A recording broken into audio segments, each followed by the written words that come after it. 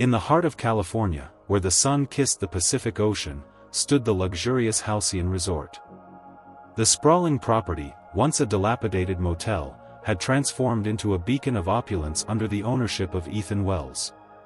For years, he had dedicated himself to building this paradise, but in the hustle of expansion, he had lost touch with what truly mattered. One morning, Ethan decided to step into his own resort as a guest, adopting the guise of Alex Turner, a businessman from New York. He felt a rush of excitement and nervousness as he wheeled his luggage through the grand entrance. The crystal chandeliers sparkled above him, each a reminder of the choices he had made. Today, he would not be the owner, he would experience his creation through the eyes of a guest. "Welcome to Halcyon Resort, sir," a young concierge greeted him with a practiced smile. Ethan recognized her as Emily, a new hire from just a few months prior. She had no idea who he really was, and he relished the anonymity. "Thank you," Ethan replied, adjusting the fake glasses perched on his nose.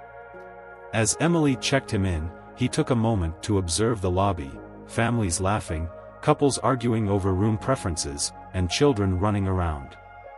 These were the authentic moments he had missed while buried in board meetings and expansion plans. "Here you are, Mr. Turner. You're in Suite 1012, one of our premium ocean view rooms."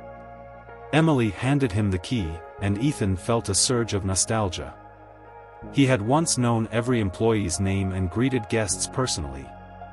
Now, he was a stranger in his own home. As he settled into his suite, Ethan stepped onto the balcony, gazing at the breathtaking view of the ocean. Waves crashed against the shore, and guests lounged under vibrant umbrellas. It was a paradise he had built, yet it felt distant. That evening, Ethan chose to dine at the resort's casual lounge instead of the formal restaurant. As he sipped his whiskey, a woman beside him engaged him in conversation. Dressed elegantly, she exuded sophistication. "First time at Halcyon?" she asked. "Yes," Ethan replied, intrigued. "I've heard wonderful things." "It used to be the best," she said, stirring her drink. "But something has changed. It feels more corporate than personal now." Her words struck a chord. Ethan wanted to defend his resort, to explain the challenges of managing a growing empire, but Alex Turner knew nothing of those matters. "What changed?" he asked, genuinely curious. The old owner, Ethan Wells, was always around. He'd chat with guests, host events. Now it feels distant, like a company rather than a home. Ethan's heart sank. He excused himself, needing a moment alone. In the restroom mirror, he faced a stranger, Alex Turner, who had lost touch with his own identity. When had he stopped caring? As he left the restroom, a low conversation from a private booth caught his attention. "The paperwork is almost ready. The board will vote him out. He won't see it coming." Ethan froze. They couldn't be talking about him. But who else could it be? He forced himself to walk casually past the booth, catching a glimpse of two familiar faces from previous investor meetings. Panic washed over him. Someone was plotting to take his resort away. Back in his suite, Ethan paced, his mind racing. He had come to reconnect, but instead, he had stumbled upon a conspiracy. Tomorrow, he would dig deeper, but for now, he stood on the balcony, contemplating how many secrets his beloved resort held. The next morning, Ethan rose before dawn, determined to investigate. As Alex Turner, he could blend in more easily. He dressed casually and headed to the fitness center, where he overheard a group of executives discussing significant financial movements. "Big money is shifting around here," one woman whispered about Harrison, a prominent board member. Ethan's heart raced. He hadn't spoken to Harrison in months. At the juice bar, he overheard another conversation. "Carter's been playing it safe. No vision beyond this property," a young man said, sliding a tablet across the table. Ethan's pulse quickened. They were plotting against him, and he needed to act fast. Throughout the morning, he explored areas of the resort he had never visited as an owner. In the laundry facility, he heard staff complaining about budget cuts. Near the loading dock, suppliers argued over late payments. Every conversation painted a picture he hadn't seen from his executive office. By afternoon, he found himself in the business center, observing Harrison and his young companion. This time, he slipped into an empty office and discovered a crumpled notepad with projections for the resort's value after some kind of restructuring. The numbers were staggering, a nearly triple valuation.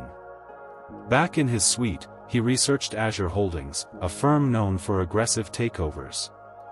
The realization hit him hard: his resort was at risk of losing its identity. That evening, Ethan decided to attend the resort's weekly managers' dinner, expressing interest in hosting corporate events. As he sat among the department heads, he noticed Michael, his longtime friend and CFO. Michael appeared tense, his usual confidence overshadowed by stress. "Ethan believes in maintaining the highest standards," Michael said, but his voice lacked conviction. Ethan could sense something was wrong. As the evening wore on, he overheard snippets of conversation about the impending board meeting. "Everything is in order for Thursday," one manager said, and Ethan's stomach churned. Back in his suite, he watched the waves crash, wrestling with the revelation that his best friend might be involved in the conspiracy. He needed to confront Michael, but how could he face the man who had been by his side through everything?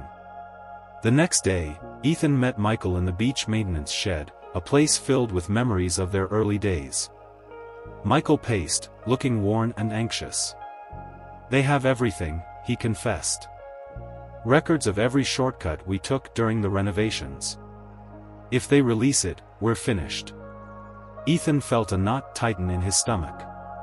"So you helped them set up a takeover?" "I thought I could protect you," Michael replied, desperation in his eyes. "They were going to destroy everything anyway." Ethan's mind raced. They had to act fast. "How much money do we have left in the Anderson account?" "About $2 million, Michael answered. Ethan formulated a plan, desperate yet hopeful. They would confront the Azure team and expose the truth before it was too late. As dawn broke, Ethan watched the staff arrive, unaware that their livelihoods were in jeopardy. He changed into his sharpest suit, ready to reclaim his resort. At the security office, he requested access to surveillance footage. Frank, the head of security, complied, and soon Ethan watched Harrison and the Azure team enter the boardroom. He needed to act. "Attention, all guests and staff," Ethan's voice echoed through the resort. "In 5 minutes, I will make an announcement in the main lobby that affects everyone here." Guests and staff gathered in the lobby, confusion and curiosity in the air. "I've been staying here as Alex Turner, but I've discovered a conspiracy to take my resort from me," Ethan declared. Gasps rippled through the crowd. Azure Holdings plans to purchase Halcyon Resort through a hostile takeover. They've exploited past mistakes and bribed officials. Harrison stepped forward, defiant. "These are serious accusations."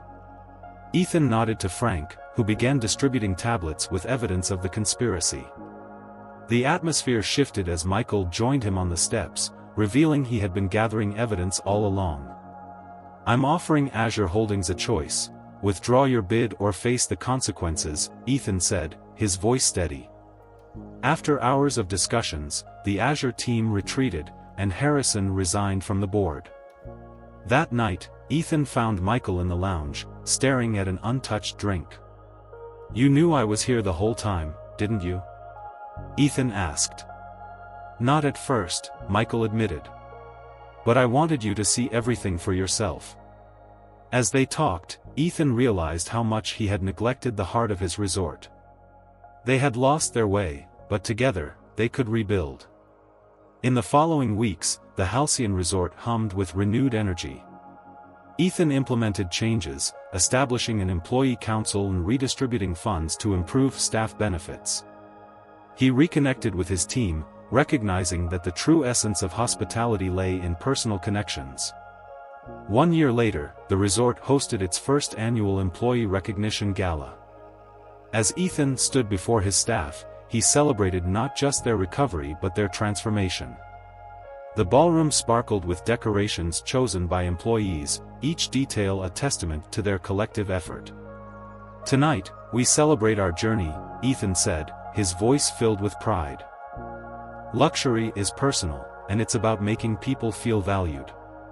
As the night unfolded, Ethan felt a sense of belonging he hadn't experienced in years. The Halcyon Resort had not only survived but thrived, becoming a place where both guests and staff felt at home. And as he looked around, he knew that this was worth fighting for.